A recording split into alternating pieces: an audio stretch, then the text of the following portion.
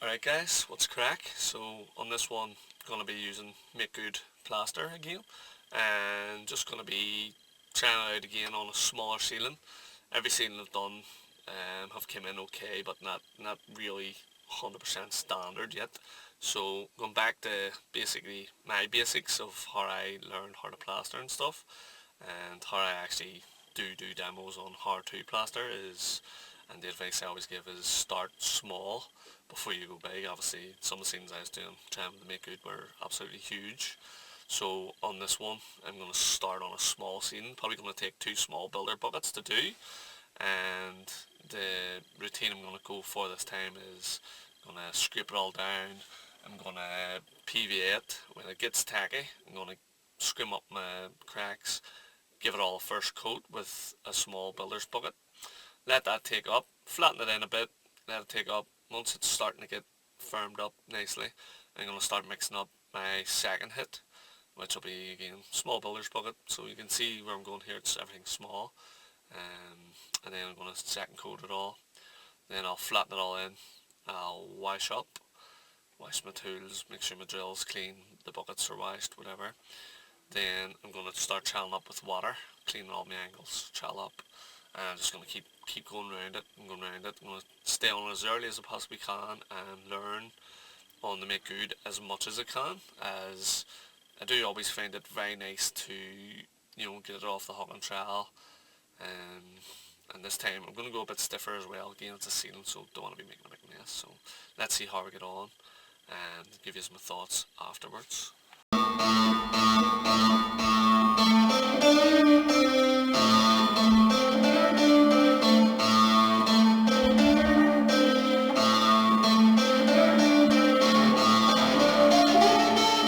Welcome back guys, so on this one I'll be doing this ceiling.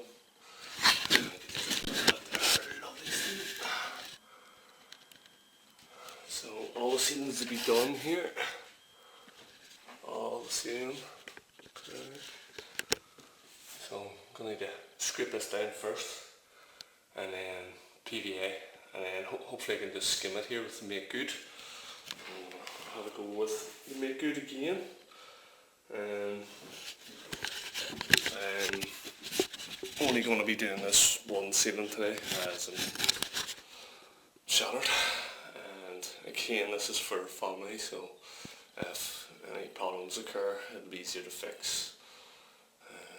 Hopefully they won't be too bad, but yeah, let's get cracking. So first things first, you get all the high spots scraped off, and I do tend to pay particular attention around the edges, as sometimes there'll be quite big drips and slithers on the corners, so you gotta want to get them as tidy as possible, give yourself half a chance. And what I also do is I always drop the line down to the wire, so it's just unscrewing and unscrewing two screws, dropping it down, and you're pretty much set up for the PVN. Using a wee little drill here, Park side. The reason I'm using this to mix up for is that I left the rhubarb one at another job, and the cold mixes didn't get repaired. Why am I not using the refine and mega mixer? The simple reason for that is I don't want to carry the box up and downstairs. So just going to mix two yellow buckets up, get this scene on when my PVA is set. Coat it now.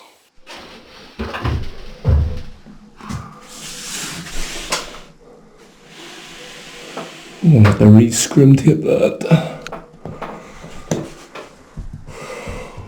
Seems nearly tacky. So when your ceiling's nice and tacky, you gotta get your mix going quick and get the first coat on. And believe it or not, the speed drill's doing well, but it's only small buckets.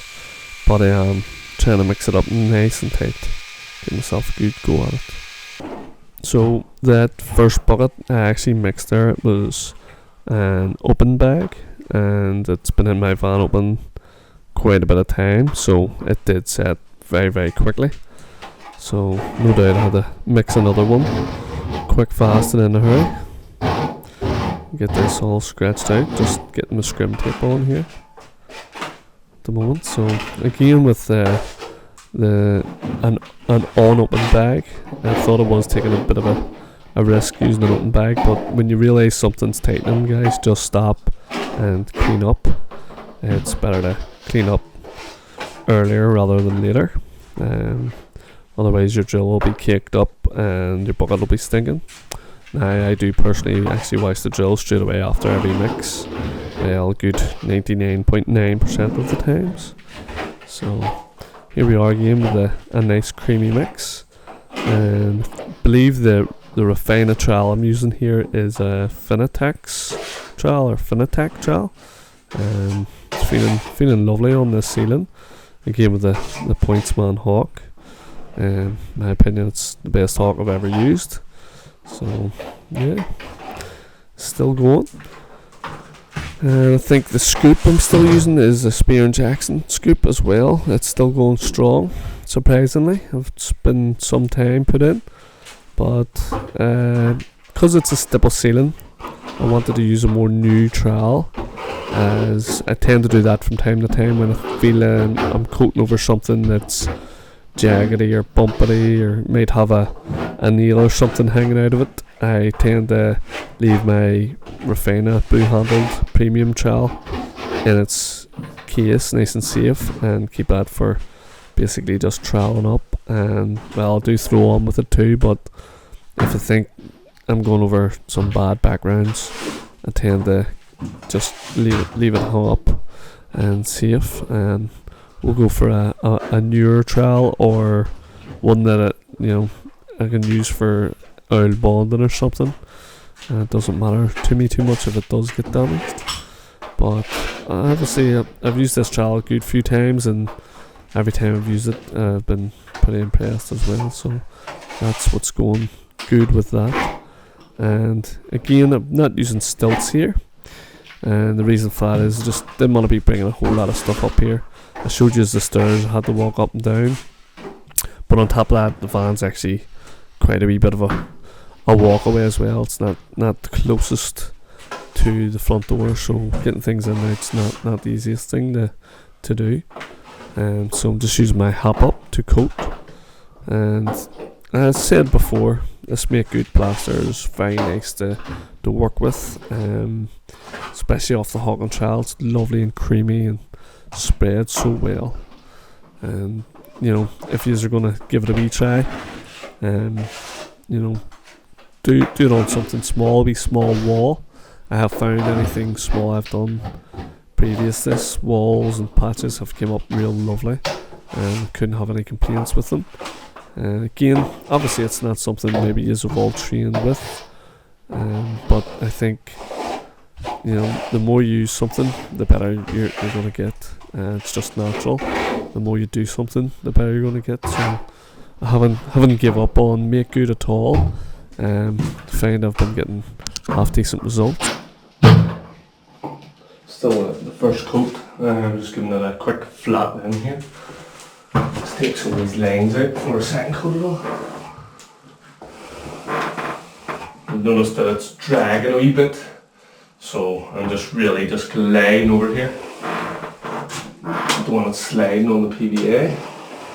PVA was tacky, but this stuff definitely does feel like it sets from the top down, so just gotta go easy with it. I'm literally putting no pressure in with a basic brand new trowel here.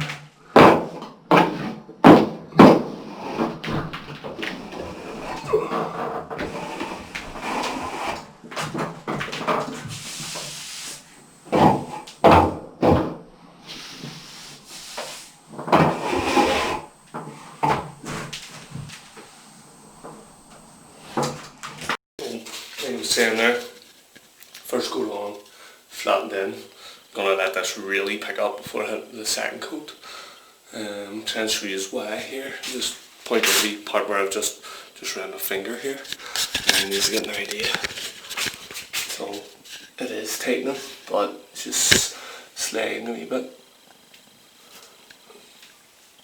As obviously the PVA was tacky, so it was nice and tacky, but I think the stuff tends to set from the surface back, you know, from this end back, as I can feel it firming up. When I press in, it's firming up, so we want it all to go right through before I start second coating here. Here we go for the second coat for the win. Got the second bucket mixed up here and ready to crack on, but who hates stones in the mix? Absolute nightmare. And I know a lot of you plasters are going to agree with me, but why does wee bits of paint, stones, scrim always always on the last trowel does a wee stone or a wee bit of paint scratch the wall? What is with that? Who's with me? Who hates when that happens? But yeah, so here we go on the homeward straight now. I'm getting the second coat on. Nothing better, guys, than I love when I'm coating a ceiling or even lots of walls is getting the hawk out of my hand. Once it's all on and you're done coating, if your hawk washed, it gives me a nice feeling where it's just a trowel and a brush and you really can get stuck into the finishing of the ceiling. There's nothing better, not a better feeling than that, just for me sometimes, especially on big ceilings and stuff, although it's not big like, but you know, I'll always tend to stick when I'm working out of a bucket, I always just hook my trowel onto my pocket. I find it quite handy. You're not setting it down. You set it down, you get stones stuck on the trowel and dirt, and you end up again maybe stones in the ceiling. And I always recommend pick them out, guys, as you go, because at the end of the day they'll start to move and scratch your nice ceiling and you'll not be too impressed. But yeah, just going easy enough. My first coat, I've let it really stiffen. As I showed you, I didn't want no sliding, but I'm still taking it a bit easy here. I'm not putting lots of pressure on, and I am trying to put it on as neat as possible from the word go. And for that reason is because I do find that make good when it starts to set, it does pick up very, very quickly. So my plan here is to stay on it, keep as neat as possible, trowel it as early as possible, trowel it a bit earlier than I normally was and stuff. All my waiting to me has been in my first coat. That was all my patience, and now it's time to stay with it and stay on top of it. Try and, you know, it is a new plaster, so you gotta try and keep touching it with your hands, feeling it, try to understand it, try and find out a good pattern system that will work for you plastering. If you are gonna go down the route of using make good plaster, you're gonna wanna try and, you know, come up with a system that works for you, whether it's double coating, you know, one coating. I don't know. I wouldn't one coat. I would always do two coats, and it's working for me here. So it's worked for me on all other plasters as well that I've tried. But again, different things work for different people. Sometimes it's better to experiment on small jobs. And again, guys, you know, I do prefer to work off a mortarboard, or, you know, a spat board, some people call them, and a stand. But for a small job, I thought, you know, there's no point bringing them up until I'm doing the bigger ceilings, and give myself a bit of a break. Right, so that's everything on here, and what I'm going to do is, before I wash my bucket out, I'm going to give this a quick flatten. You can see some lines in it still. Just went on pretty nice there. Felt like the first coat really tightened up there, so before I wash this out of my bucket, I'm going to give these lines a quick flattening. I am putting absolute minimum pressure on the ceiling here, just gliding over it. I'm just happy to flatten in any lines, and it's not too many wee holes or anything that I need to worry about at this stage. Everything seems coated nicely, nice and tidy, So it's just really about me keeping the lines out of the coat at this stage. And sometimes you can class this as your first trowel, but it's more of like a flattening than a trowel, as it's not a wet trowel. But you know, depending on what way you want to go about things, you could class this as a trowel, then give it 3 wet trowels after, or 2 wet trowels and a good dry trowel.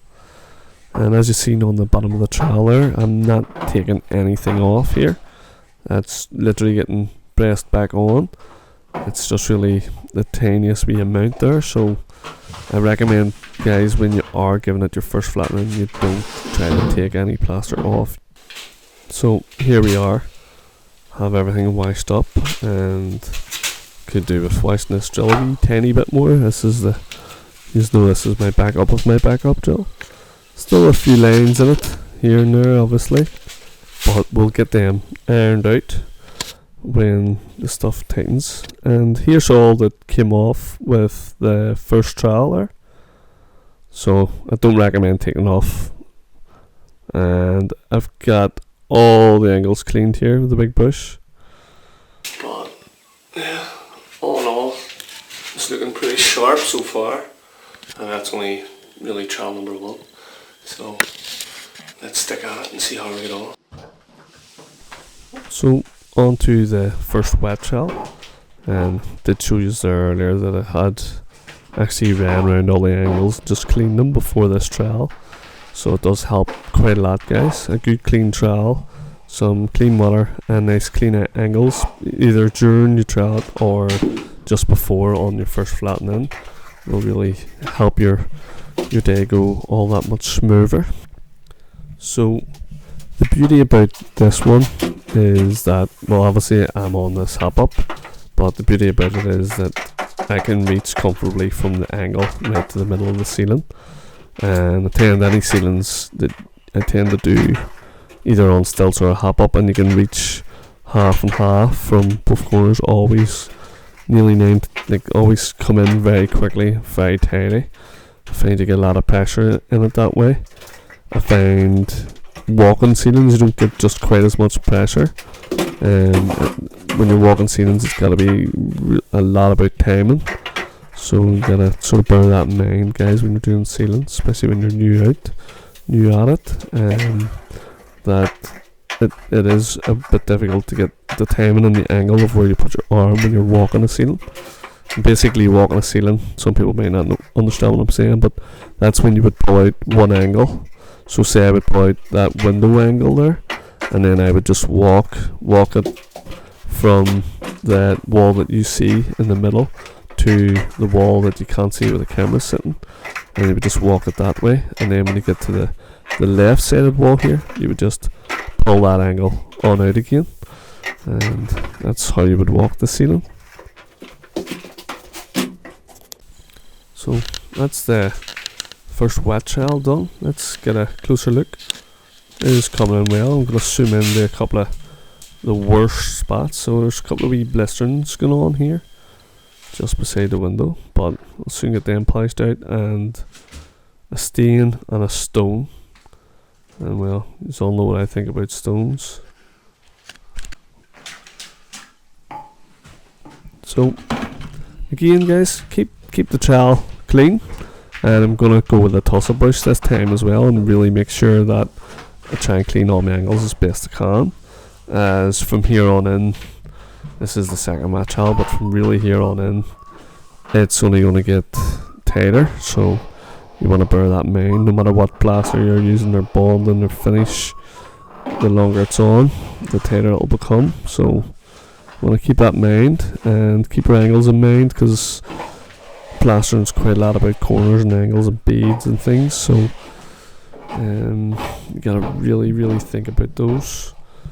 As you can see, I'm actually, if you look at the way I'm leaned in, pretty much close to the angle.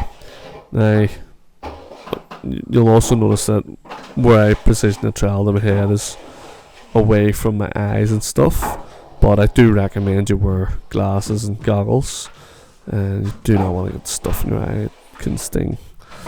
and seen a picture recently of a guy got some in his eye and it burnt the eye clean out of him. It was pretty sore looking.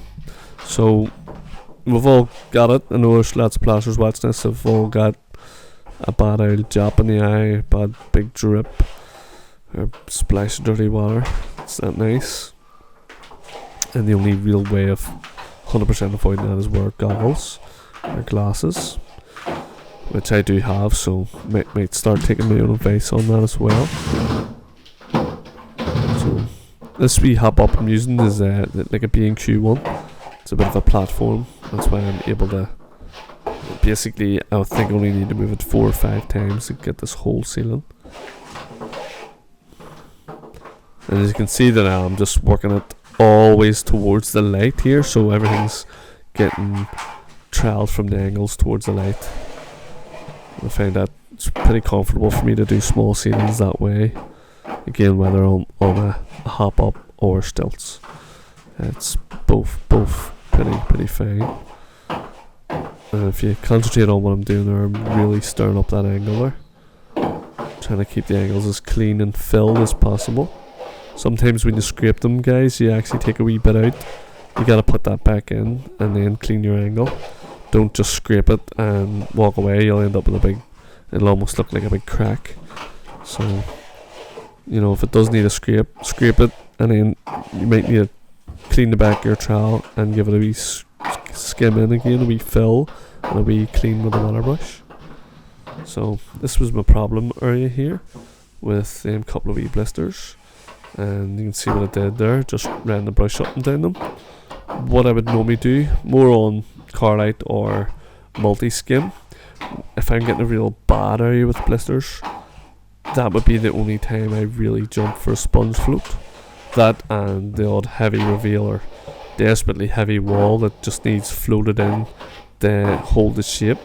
Sometimes when you use a trowel, you just drag it, just move the lump of plaster about really. So that's what I took off on the first hit. Still a wee bit soft. And on the second hit, that's all I took off. Not trying to pull it off, guys. You're just trying to flatten in and fill in, take off any high spots.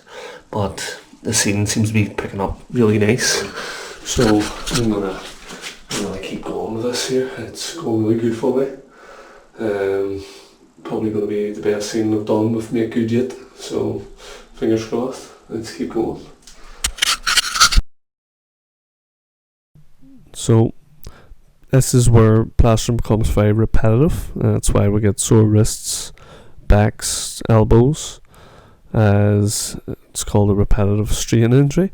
But yeah, what I try to show you there, guys, is obviously now I'm cutting the ceiling more as it tightens, so I am opening up the blade more, so there's more of an angle. There's also more pressure going on, so definitely more pressure and lots of skill of the angle of the trowel.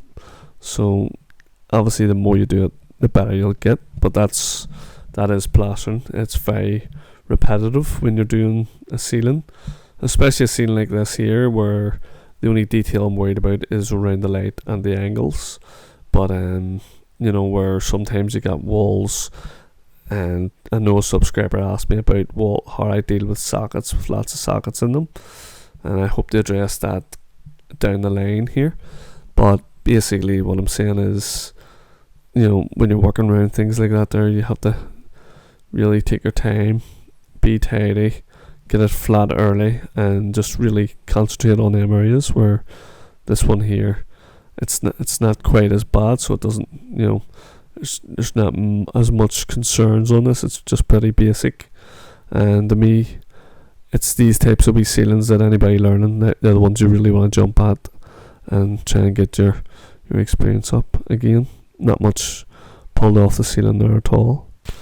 So here we are, guys, at the finishing point practically now, and I've got the Refiner Superflex 3, and look at this bit of tape on this to keep my wee finger warmer. It's not too cold. So Refiner, if you're watching it, I want a Mac trowel made, a Refiner Mac trowel, where it has a rubber guard around that part of the trowel, which would be selling off the racks like hotcakes. So if you're watching, that's, you just gotta make that. But yeah, find a Super Flex 3 for the kill, guys. And again, I'm giving it quite a good cut here, and putting a lot of pressure in, making sure to fill anything in as I go. And you know, there's very little in the ceiling at this stage, guys, to be honest. And should have the bulk of your hard work done by this stage. Otherwise you will find, even on Carlite comes back quite nice with water, but you will find you're just wasting a lot of energy and a lot of muscle trying to fight it. So you want to just always try and keep on top of your plastering, guys. It's definitely the way forward, it's the way to go. And if you get into these good habits early on, they will reward you later on. And that's why I only get sore backs now and again. But yeah, and also it is something to think about if you're getting into the plastering game, is how, you know, basically it will affect your body. You know, it's a very, you know, I have respect for plasters who are much older than myself, still at it, still pushing the trowel, and it is something to keep in mind. As an uncle told me not to do bricklaying because we get a sore back, but you know, he's definitely having a laugh there, wasn't he? I think any old school plaster will laugh at that one. I'm not saying bricklayers get it easy, but I know plenty of plasters, and I think every plaster I know has said they've had a sore back. So I don't know, maybe it's ceilings, maybe it's floating, maybe it's screeding, maybe it's just a combination of everything. Maybe it's stilts, maybe it's hop-ups, jumping up and down, ladders up and down. Maybe it's just, like I said, the repetitive strain of, you know, plasters put quite a lot of pressure into the walls, guys. And so maybe it's just all those things. Again, I think the waterproofs I'm using here, it's either a finer or one of them pure bristle ones. I don't know if I had a rewire. It's shaped in nice for the angles and stuff as well. So that's it, guys. That's the one flattening and the 3 wet trowels done, and now I'm just really polishing it here. And the way I polish it is always just wet the blade, and I find that stops any turn or ripping on the plaster. If you just keep the blade, wee tiny bit of water up the blade, just clean the fat off as you go and polish it in. I've always found it's give great finishing results. I know a lot of people don't want to overshine their ceiling, and this isn't overshining it. It's, to me, this is your last inspection, as not only you just making that look that wee tiny bit nicer, but you're making sure there's no rough areas, there's no holes, there's no fat marks. I know all them things should be out, but you know, what's wrong with a double check, a quick run around? There's nothing wrong with it, guys. And you know, if you don't want to dry trowel it, you can certainly just do it by eye. Get up, look at every sort of corner, every angle around the light, walk around, look up different angles. But personally, I just find it easier to do it with a trowel, you know. And shining ceilings, as long as they're not like glass, they'll take okay. And see what I'm saying? And just making sure, just any wee fat marks or any wee hollows, wee tiny. Sometimes you get to be tiny wee holes, and you better to keep an eye open all the way to the end and get these things now. Also, a wee stain there. I don't know what that was earlier. Showed you. It's probably just a bit of dirt that came off the light there, off the wire or something, and I've troweled it all into the plaster, as it only seemed to happen in that one spot. So that's what I'm guessing at. It's been real fussy. These are the wee spots and areas, guys. If you be fussy and pernickety, that it'll come back to help you out. It'll only give you a good reputation and leave your job 100%.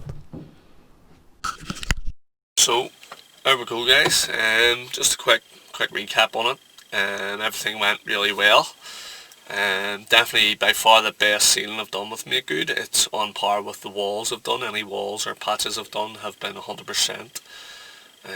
So definitely this routine, I think I've cracked the code on the routine finally. Um, I did have a wee hiccup as I used an open bag that was in the back of the van, and it set, I mixed it very tight and it set so fast. I got about 2 hotfills on, if even 3 trowelfuls or so. I didn't manage to get my scrim on, but besides from that then, just gathered myself up again, went again, mixed a fresh one, followed up with my second coat with another fresh batch, whereas the last scene I did, all the links, I'll try and get all the links of Make Good Plaster that I've been using in the description, but if not guys, they're easy to find on the channel. You just type in the search bar Make Good Plaster and I'm sure they'll all pop up for you. But yeah, this one, very pleased with the result on this one, with the mixing a bit stiffer, hitting the first coat on, letting it take up, going with the second coat. And as you've clearly seen in the video, this was a stipple sealing, so I'm slightly past, you know, the depth that I think they sort of recommend. I'm not sure, but you know, scratched it out and filled it out. Most times on a stipple sealing I would bond and skim, but I fancy just getting it. Well, it's not a heavy stipple, so I fancy scraping it down and just trying it with the 2 coats. And in my opinion, it came in well. It's just sitting lovely now for paint. I'm sure the painter will be really glad on this one. So whoever that is, may be myself, I don't know. But let me know your thoughts, guys. I'd love to hear what you think about it. What's your experiences with Make Good? Mine's so far like a roller coaster, to be honest. One minute I'm happy with it, next minute I'm not. But yeah, in this occasion, I'm very pleased. Hopefully they can keep on improving. Maybe I'm getting better because the bags that I've got sent to her are getting older and older, so maybe I'm getting better now with it because it is taking up a bit quicker in each level, but who knows. Let me know your thoughts, and like I say, there's plenty of Make Good videos on the channel now, and there will be more.